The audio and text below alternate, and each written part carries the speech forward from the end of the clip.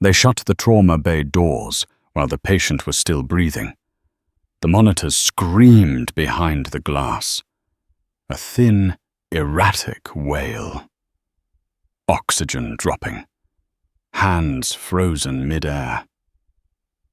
Someone said, "Wait for authorization." And that single sentence landed heavier than any crash cart. From the hallway, Evelyn Parker watched a man drown on dry land because a signature had not arrived yet. She was 48. Grey threaded her dark hair like quiet truth.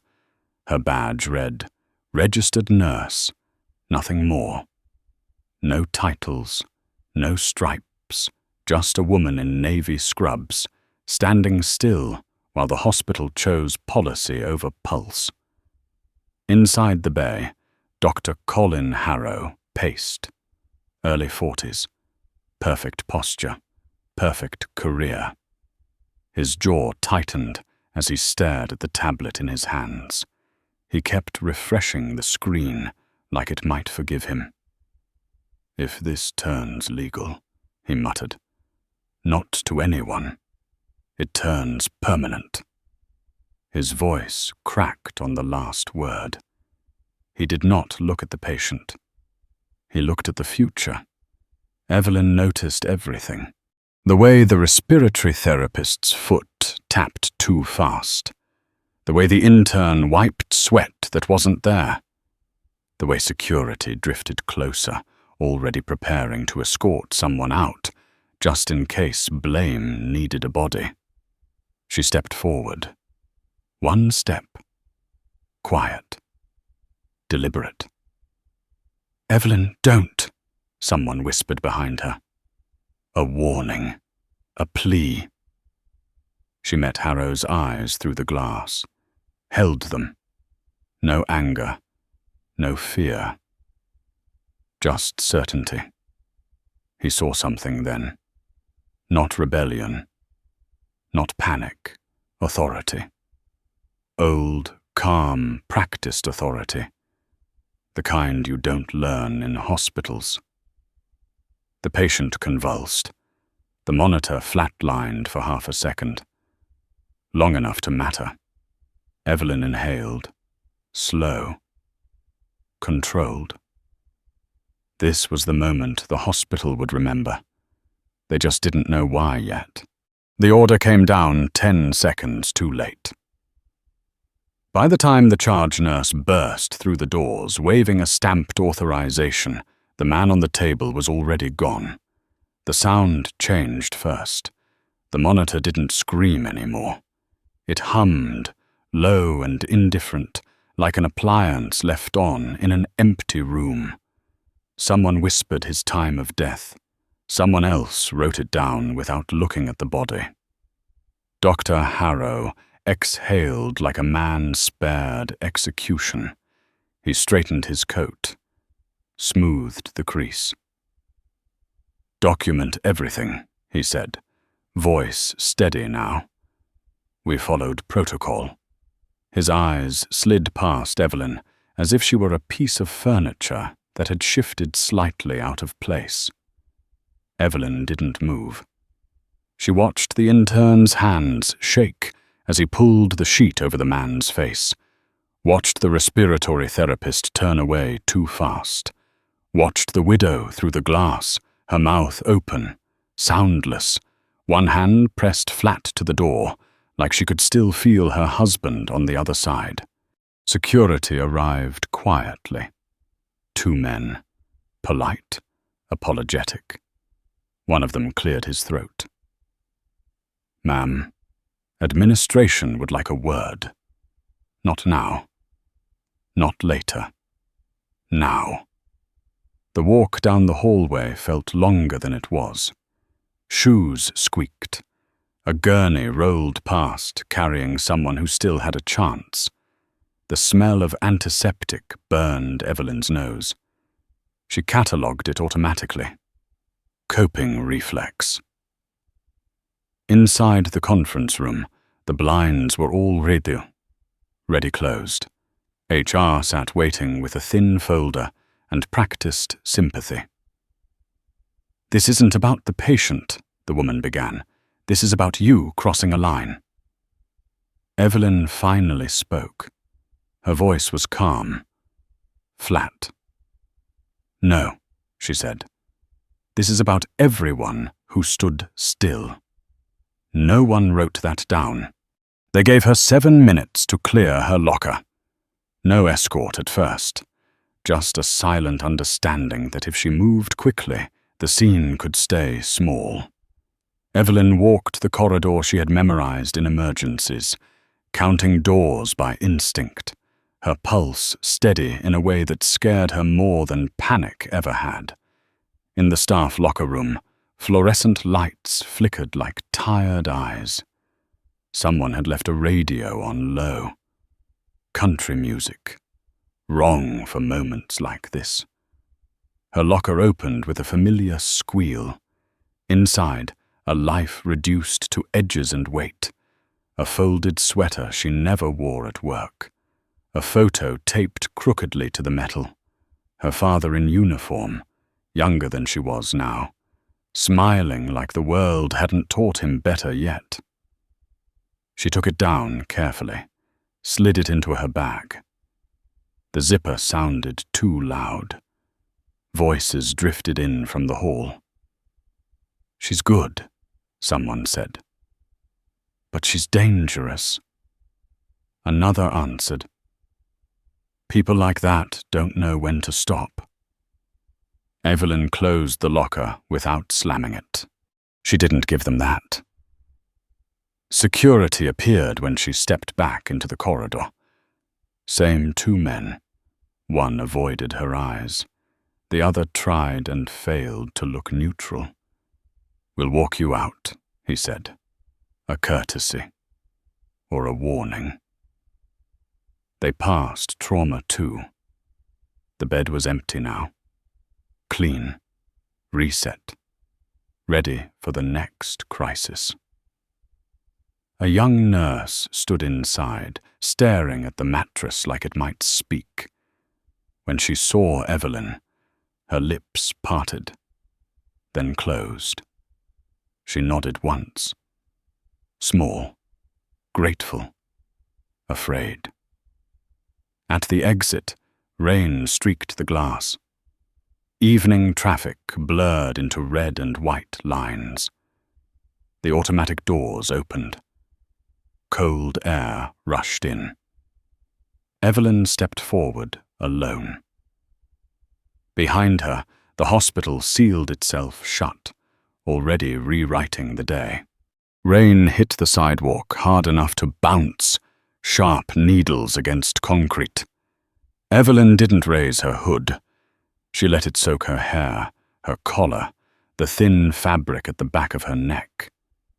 Cold kept her present. She needed that. The hospital loomed behind her, all glass and light, already swallowing the story it had just created. Inside, charts would be closed. Words would be chosen carefully. Outside, none of that mattered. She walked past the bus stop without stopping. A digital sign blinked delays she didn't read. Her phone vibrated once in her pocket.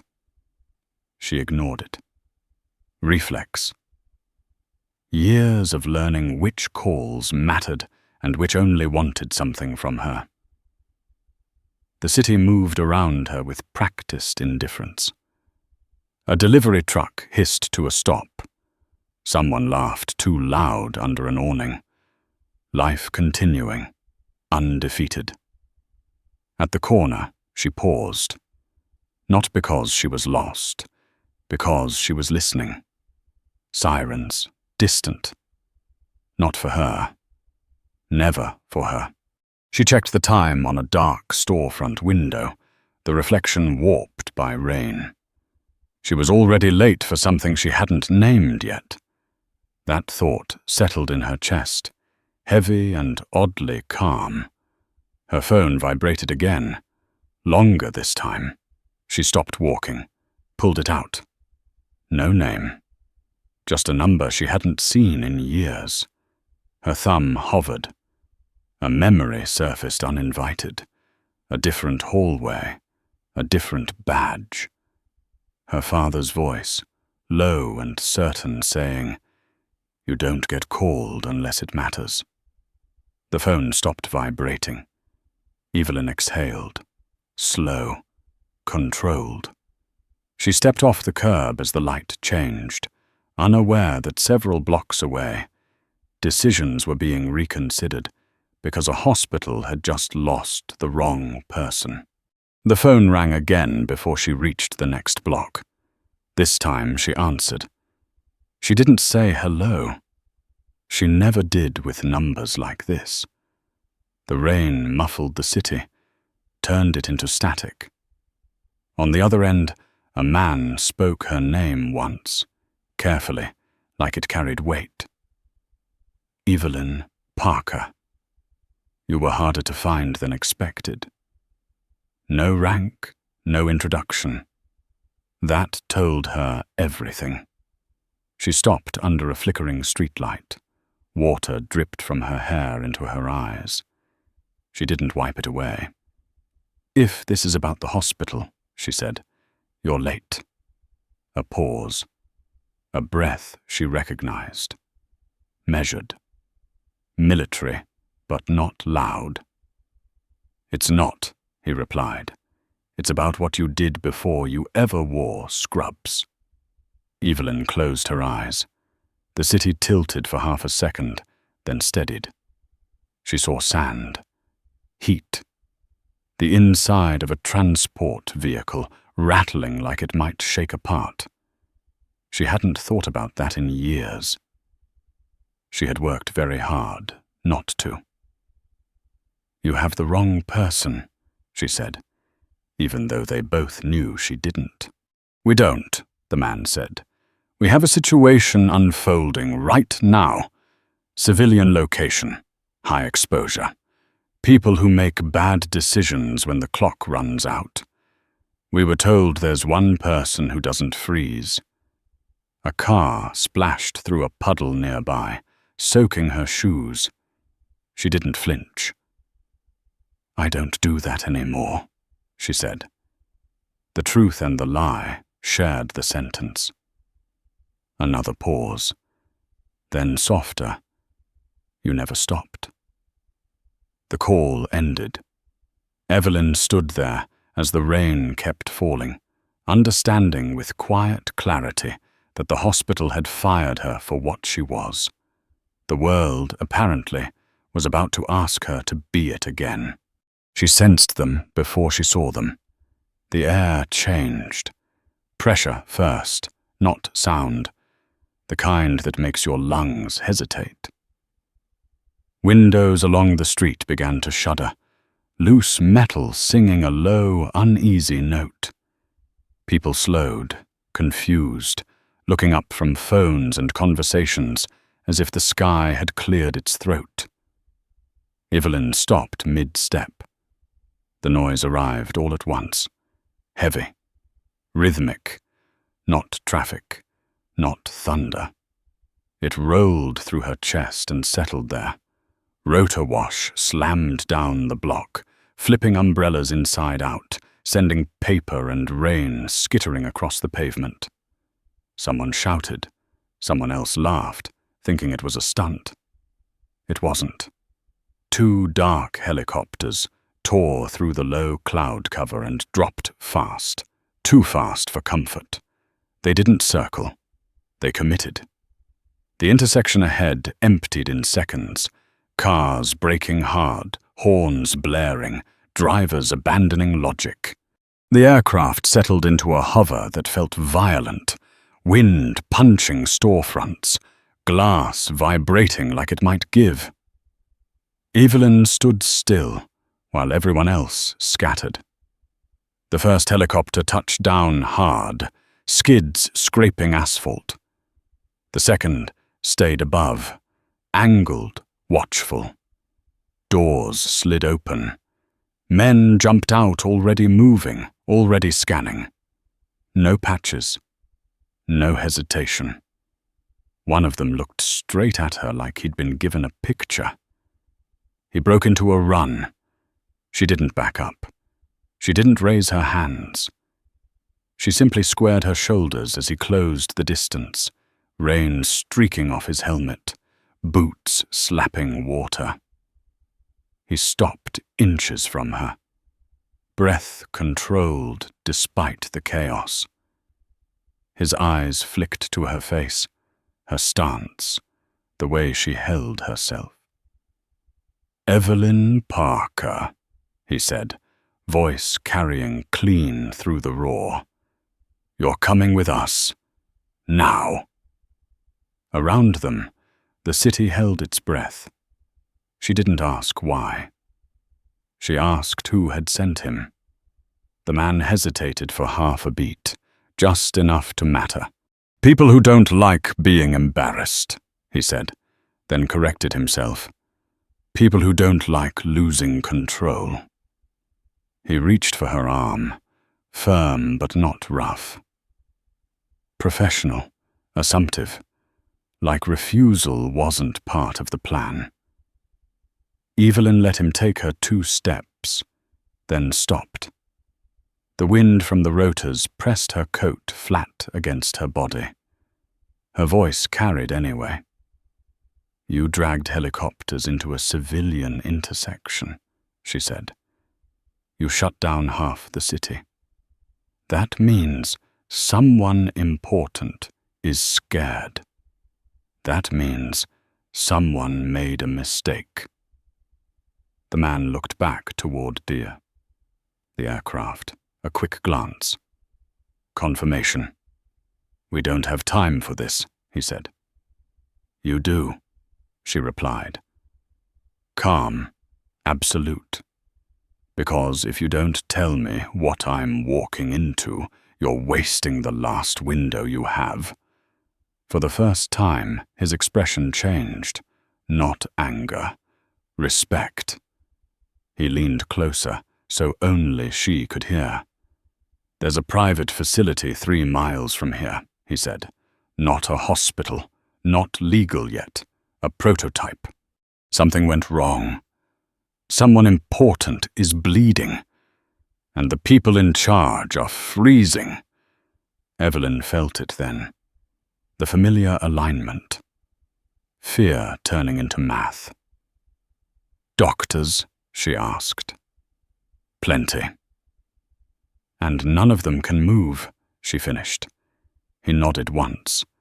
"They were told you could." Behind him, a voice crackled over the headset.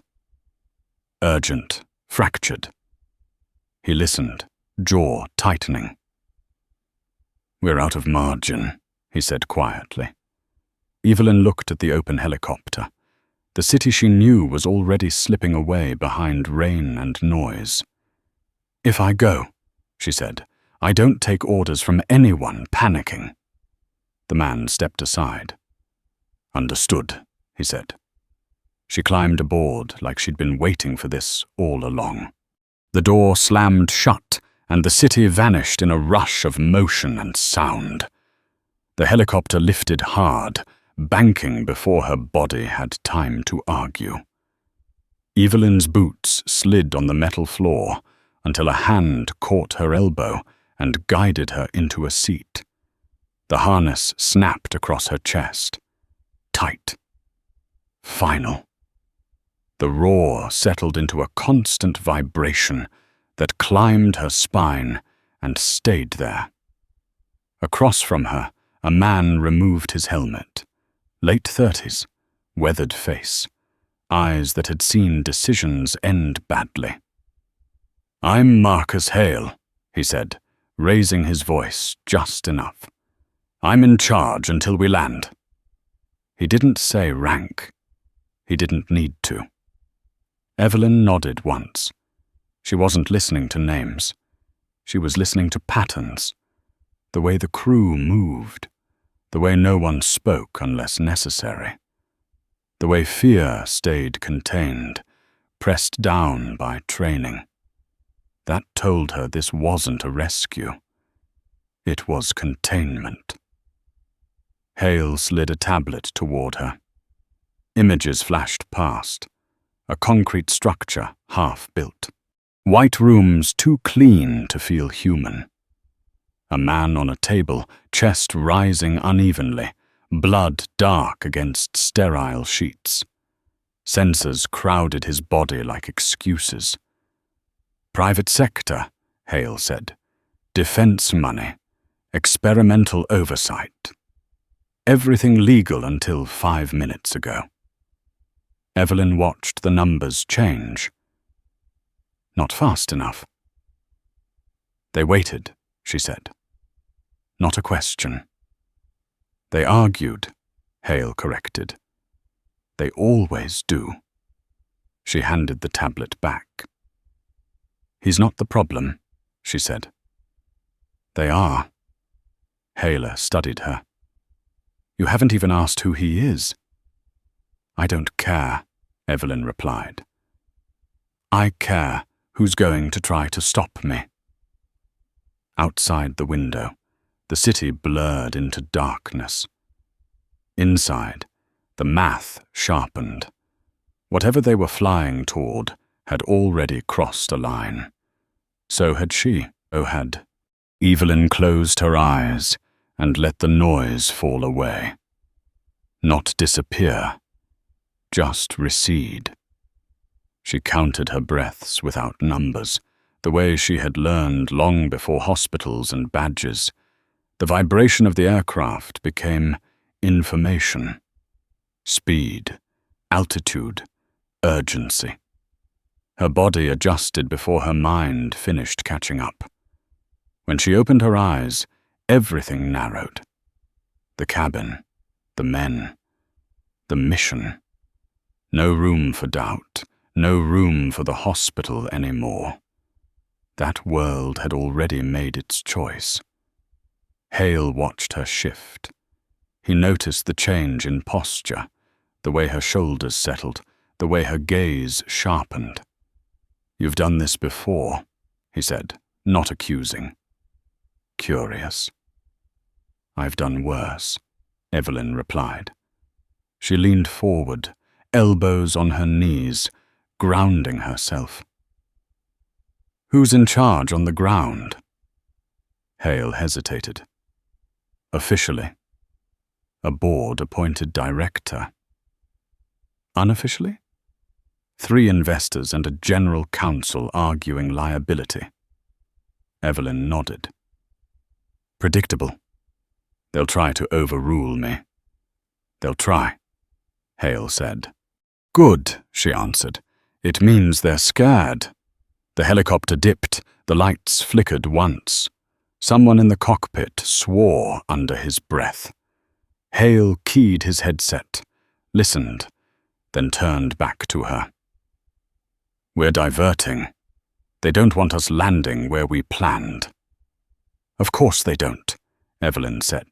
They want distance, time, plausible deniability. You're calm about this, Hale said. Evelyn looked at him then, really looked.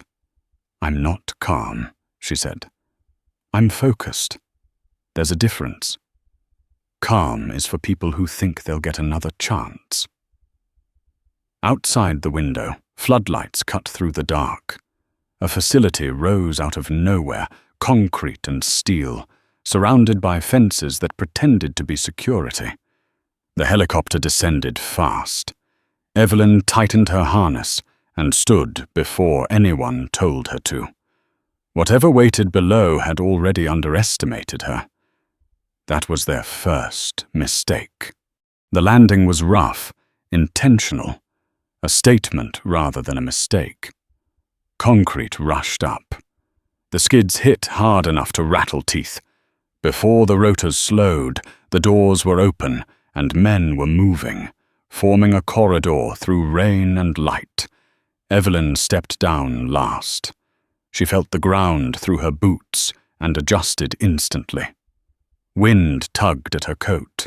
Floodlights burned white and unforgiving. The building ahead looked unfinished by design. Too clean, too empty. Glass without fingerprints.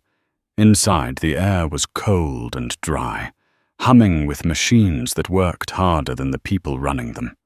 A woman in a tailored suit intercepted them, heels sharp on polished floor. Early 50s. Controlled smile. "You're not cleared for this wing," she said, eyes already calculating how to slow them. Evelyn didn't break stride.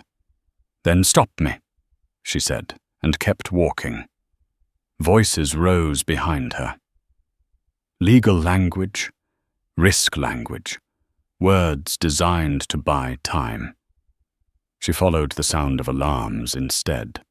Through double doors, past a man in a lab coat arguing into a phone, past a security guard who stepped aside without knowing why. The room hit her like a held breath. Monitors crowded one wall. A man lay on the table, chest jerking, skin grey under harsh light. Blood soaked through dress fabric not meant for this kind of night. A surgeon stood frozen at the head, hands hovering, eyes darting between the patient and the observers behind glass. Evelyn stepped in. "Move," she said, not loud, final. The surgeon looked at her, startled. "Who are you?" She didn't answer. She was already working, already rewriting the next 10 minutes. Outside the room, arguments stopped. Inside, everything that mattered finally began. She cut through the noise with motion, not words. Gloves snapped on. Gauze pulled free. Her hands moved with practiced economy, every gesture stripping chaos down to function. The surgeon backed away without being told twice, relief flickering across his face before shame buried it. Evelyn didn't notice. She was already inside the problem. "Pressure's wrong," she said, eyes on the monitors. "He's compensating." Barely. She leaned in, listening, feeling through layers of fabric and blood. The room smelled metallic, sharp. Fear always did. Who gave him anticoagulants? No one answered. She looked up. The silence told her everything. "You guessed," she said flatly. "And you guessed wrong." A man behind the glass started speaking fast into a phone. Legal again. Evelyn turned just enough for him to see her eyes. He stopped. "Scalpel," she said. The instrument appeared in her hand, like it had been waiting. She didn't hesitate. The incision was clean, decisive. Blood welled. Someone swore. Someone moved to stop her, and thought better of it. The monitors dipped, then steadied, numbers clawing back from the edge. Hale appeared at the door, watching her work like he was recalibrating his understanding of gravity. "You're going to kill him," one of the investors shouted from behind the glass. Evelyn didn't look up. She said, "You already tried. I'm fixing it." The patient convulsed. A breath caught, then another. Deeper this time. Color crept back into his face, slow but undeniable. Evelyn exhaled for the first time since the hospital. She secured the line, wiped her hands, and stepped back. "Now," she said, voice steady. "We talk about why none of you acted when it mattered." No one answered her at first. The room held the kind of silence that follows survival, thick and disbelieving. The monitors continued their steady rhythm, louder now that panic had lost its voice. Behind the glass, people shifted, straightened jackets, recalculated expressions. The woman in the suit recovered first. She stepped forward, palms open. Tone softened. "We appreciate what you've done," she said, "but this situation is sensitive. There are stakeholders." Evelyn met her gaze. "There was a patient," she replied. "That was the situation." A man beside the woman leaned in, whispering fast. "Numbers, exposure, optics."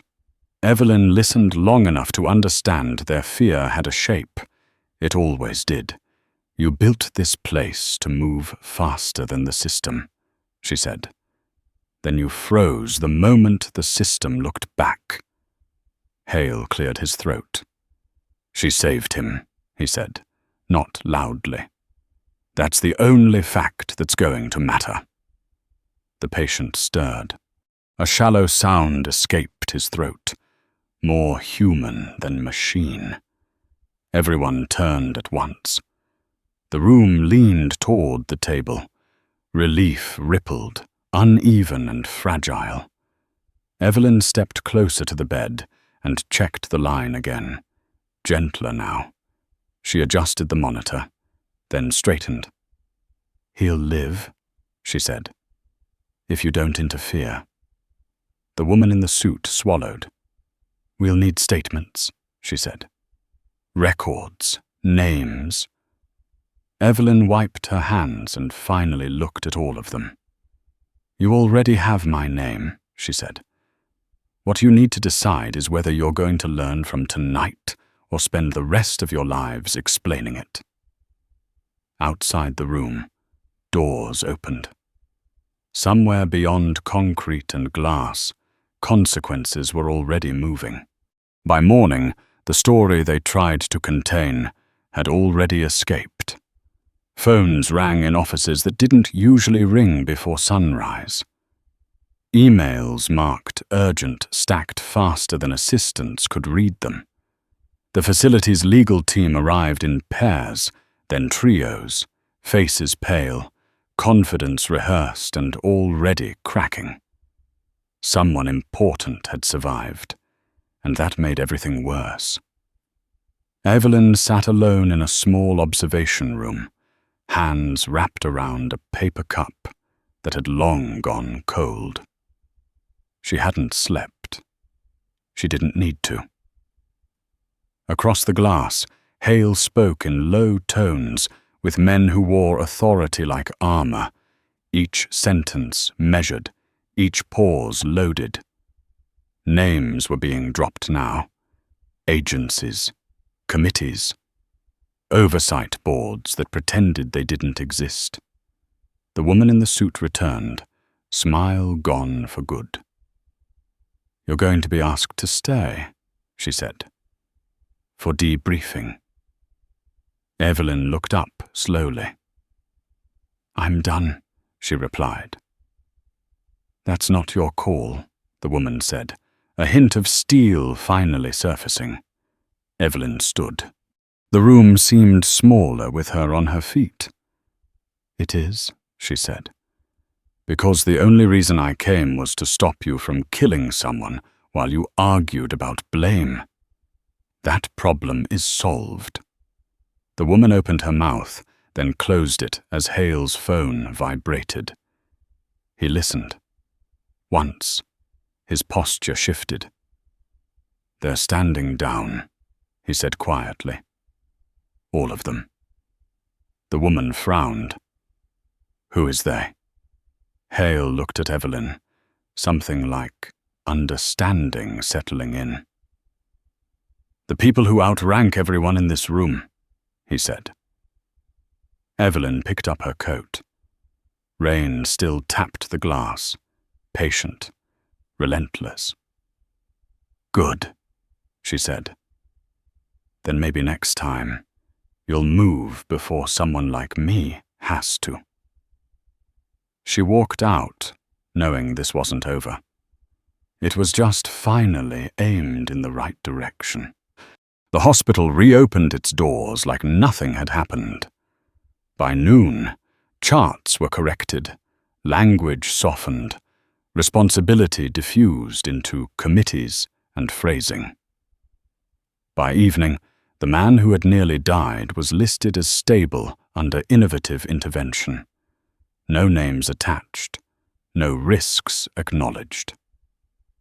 The system exhaled and moved on, exactly as it always did. Evelyn Parker did not return. She walked through the city once more, slower this time, coat dry, spine straight, eyes clear. She had not won anything. She had simply refused to lose what mattered. Somewhere behind glass and titles, people would spend years protecting themselves from the truth she had forced into the room.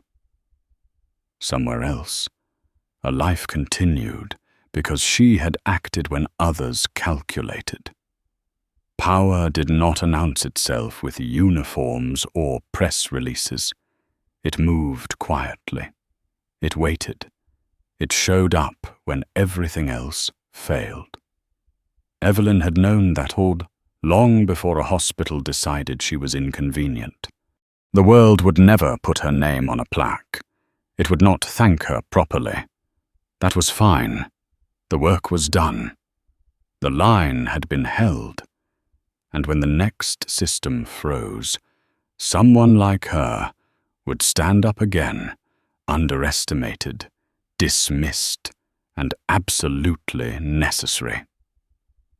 Stories like this don't belong to institutions. They belong to the people who act when rules collapse.